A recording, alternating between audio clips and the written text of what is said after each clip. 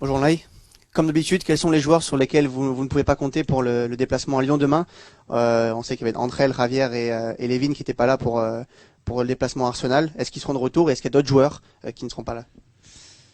Bonjour. Euh, Nous avons fini l'entraînement. Levin, il a fait tout l'entraînement avec l'équipe. Il est meilleur, mais c'est le premier entraînement après de 2, 3 semaines.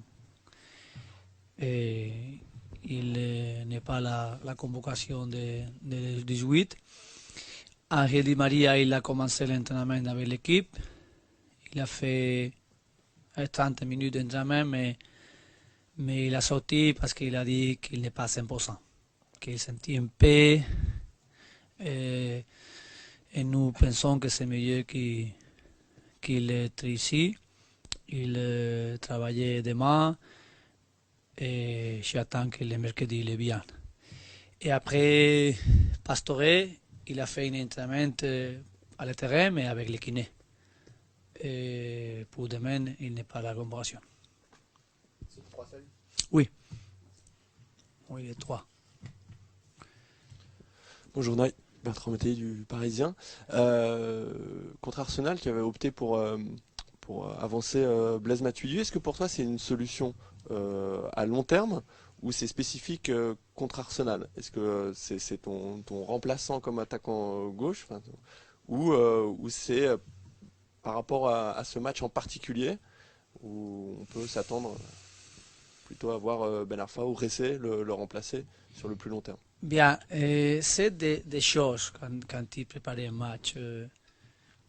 Si c'est un match que tu vas être toute les maîtriser de les matchs avec le ballon, tu as besoin de quelques joueurs après.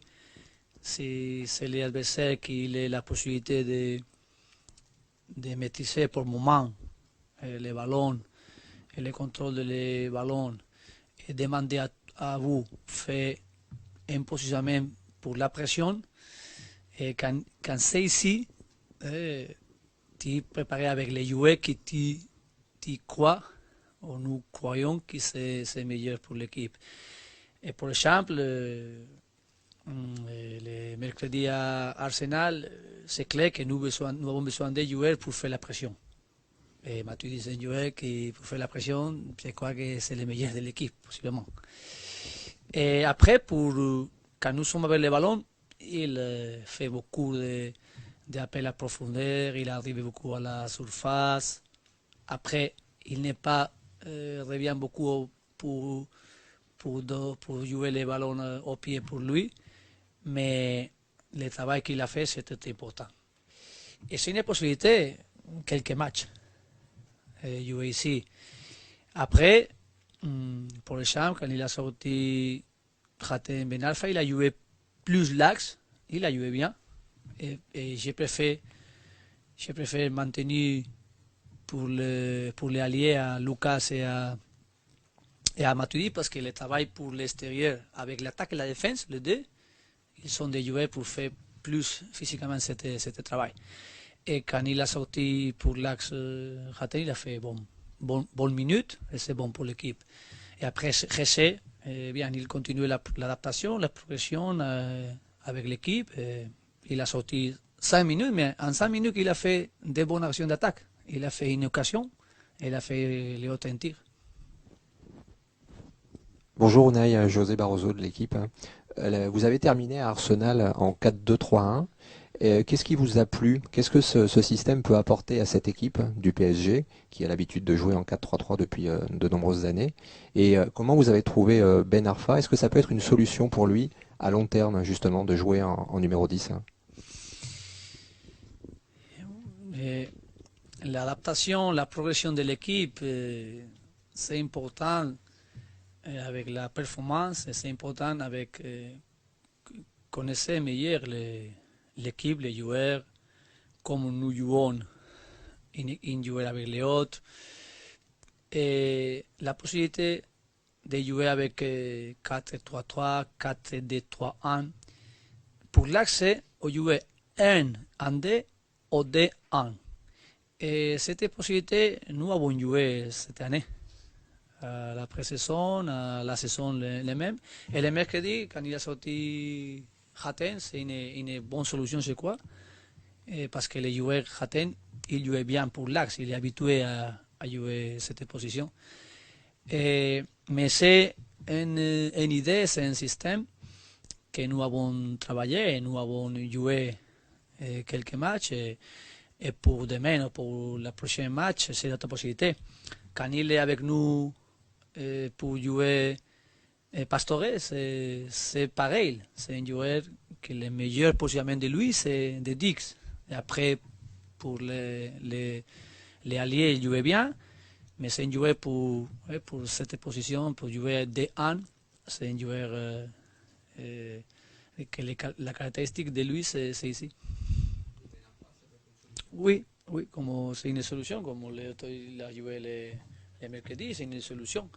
Mais normalement, il est habitué, il aime jouer un peu pour droite, pour entrer beaucoup pour demander les ballons, ou après pour jouer après un attaquant, et après il joue un peu le positionnement des Dix. Bonjour Unai, Sarah Watt, Canal Football Club, je suis juste là. Alors les joueurs lyonnais hier nous ont confié qu'ils aimeraient voir Hatem Ben Arfa sur le banc demain. Est-ce que vous allez leur faire ce plaisir?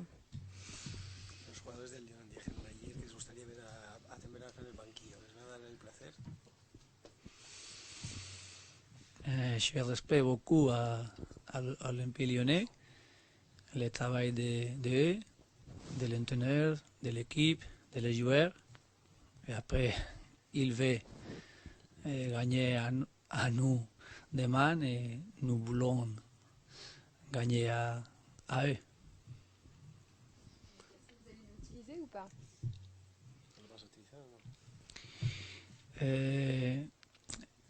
Je dis à les joueurs les 11 normalement les dimanches. Quand mon mentalité, il est que les joueurs connaissent premier qu'il va jouer. Je préfère ne dire pas pour tous les joueurs ils sont préparés pour jouer, pour ne pas faire un avantage pour l'adversaire. Cette crainte de Hatem, elle peut peut-être vous donner des idées. Cette crainte de joueurs lyonnais à Hatem.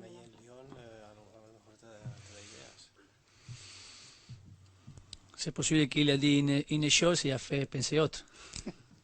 On peut jouer pour l'autre. Sûr qu'il pense gagner à nous et il va travailler. Il a beaucoup de motivation pour jouer contre nous et gagner à la maison. Et pour nous, c'est la même. C'est pareil, nous sommes très très motivés. Pour demain, plus que penser qui il va jouer, je veux une équipe qui joue ensemble, je veux une équipe qui la progression que nous avons fait avec un bon match à Arsenal pour faire demain, avec tous les joueurs. Pour moi, tous les joueurs de nous sont X. C'est X. Les X. Le nom, pour moi, n'est pas important. Je veux une équipe de PSG avec X. Et que tu joues bien et tu fais tu aides à tous et jouer un grand match.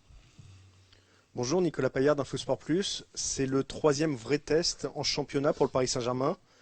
Malheureusement, pour l'instant, les gros tests, vous êtes passé un peu à côté. Il y a eu Monaco, il y a eu Marseille 0-0. Comment remporter ce test face à Lyon demain? Et est-ce que le trophée des champions remporté justement face à Lyon peut vous aider? Merci. C'est autre grand test. Je suis beaucoup d'expectatives pour l'équipe. Je suis beaucoup de confiance pour l'équipe, pour les joueurs et pour la démonstration de la progression de l'équipe. Après les matchs contre Arsenal, je crois que l'équipe il a fait un bon travail, mais tous les matchs ils sont un bon test. Demain pour le championnat, pour nous c'est important les 3 points et les difficultés des matchs sont très grandes. Ils sont très très motivés les Olympiques lyonnais, ils sont bien aujourd'hui. Maintenant il a surmonté quelques doutes, mais je crois qu'aujourd'hui maintenant ils sont bien et demain pour nous, c'est un match très difficile. Mais je suis la confiance et je veux une équipe qui joue ensemble, qui joue avec la mentalité qu'il a joué le mercredi à London. Et pour moi, c'est très important de continuer cette progression. Bonjour coach, ici. On reste avec l'Olympique Lyonnais. Que pensez-vous de joueurs comme Nabil Fekir et Alexandre Lacazette, et est-ce qu'ils pourraient avoir des profils qui auraient pu plaire à un club comme le Paris Saint-Germain? Bueno, ¿qué piensan los jugadores? Estos, Fekir y Lacazette, y si tienen un perfil que hubiera podido corresponder con los del Paris Saint-Germain. Ils sont des joueurs. L'Olympique Lyonnais, il a beaucoup de joueurs, bons joueurs. Quand j'ai préparé les matchs de ce championnat, j'ai dit que c'est une bonne équipe, bien travaillée, bons joueurs. Et aujourd'hui, je pense le même. Et après, individuellement, Lacazette, il a fait beaucoup de buts toute l'année. N'est pas cette année, toute l'année, il a fait beaucoup de buts. Il jouait très bien. Et après, Fekir, c'est un grand joueur. Il va à l'équipe nationale. Et pour ça que j'ai dit, quand quelques moments, quelques personnes ou quelques autres personnes pensaient que le championnat ici n'est pas fort, j'ai dit, c'est un championnat fort. J'ai pensé, quand j'ai joué à Espagne, non, le championnat comme il est, je ne connais pas bien. Mais quand je suis ici, j'ai dit, aujourd'hui, Monaco, il a fait un grand championnat aujourd'hui. Après la Champions League, il est très bien, il est le premier. L'Olympique Lyonnais, il a la possibilité de faire la qualifier pour le Champions League. Il est bien aujourd'hui, avec beaucoup de bons joueurs. Nice, il est très bien. Je crois que c'est un championnat important et c'est bon que les personnes d'ici, toutes les personnes d'ici de France qui connaissent bien les championnats, disent que c'est un bon championnat. J'ai dit que j'ai arrivé cette année, que c'est un bon championnat, est difficile, et beaucoup d'équipes ils sont bien, et après quand il va jouer à Europe, il a fait la démonstration qu'ils sont une grande équipe. Bonjour Renaud, je reste un peu sur ce thème, parce que hier, les sélectionneurs de l'Italie, il a dit que les problèmes de fond de Marco Verratti, c'est qu'il ne joue pas en Serie A, mais en France, où il y a un rythme différent, les situations sont différentes, et le niveau du PSG est tellement grand qu'il ne doit jamais donner les 100% et jamais dépasser ses limites. Est-ce que vous pensez que c'est un manque de respect de dire ces choses en rapport au PSG et à ses championnats et à Marco Verratti? Je ne connais bien qui est le contexte qu'il a dit. Le contexte. Mais je connais aujourd'hui meilleur, maintenant meilleur, les championnats et la Ligue. Je connais aujourd'hui meilleur à Marco Verratti. Il a passé une blessure importante. Et après cette blessure importante, j'ai écouté un docteur qui a dit que c'est une progression pour être 100% de 3 mois. Mais aujourd'hui, je suis très content de Marco Verratti. Il donnait toutes les forces pour l'équipe. Pour moi, le dernier match qu'il a joué très bien. Très bien, avec beaucoup d'intensité, avec beaucoup de qualité. Et il donnait les 100%. Et j'ai parlé beaucoup avec lui, il est très content ici à Paris. Il est très content avec les PSG qu'il a signé à les joueurs il y a 4 années, 4-5 années, non 4 années, 4-5 années pour l'Italie, pour la Ligue pour le calcio, il a venu ici, il est très très content ici. Et il jouait une équipe plus importante pour le monde, le PSG. Et je crois que c'est, si tu dis que 2, 3, 4, 5 joueurs sont ici pour le futur du PSG pour beaucoup d'années et pour être une équipe champion, c'est Verratti c'est grande.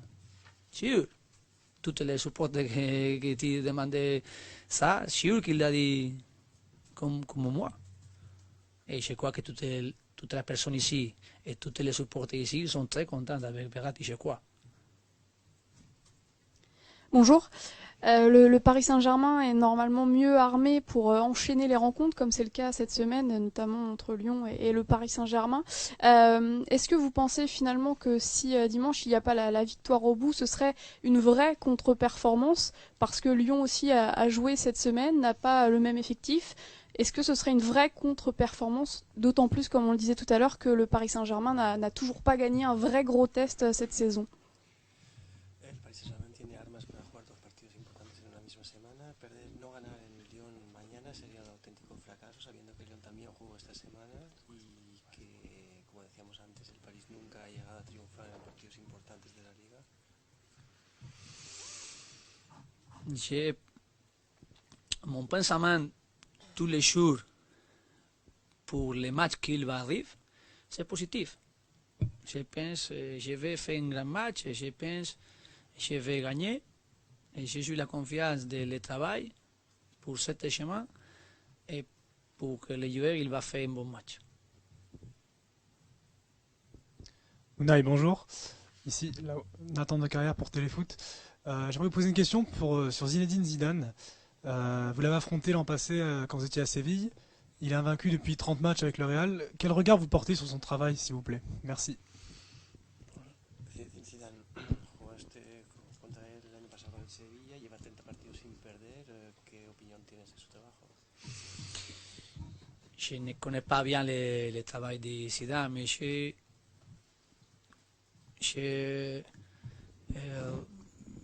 vois que les résultats d'Allemagne sont très bons. Et sûr que Zidane c'est très important en ce résultat. Loïc Tanzi, Gaulle, Unai, Lucas a fait un gros match à Arsenal en milieu de semaine. On a l'impression qu'il a un peu modifié sa façon de jouer. Il fait un peu moins de différence par le dribble, mais c'est un peu plus un joueur d'équipe. Tactiquement, il est devenu un peu plus fort.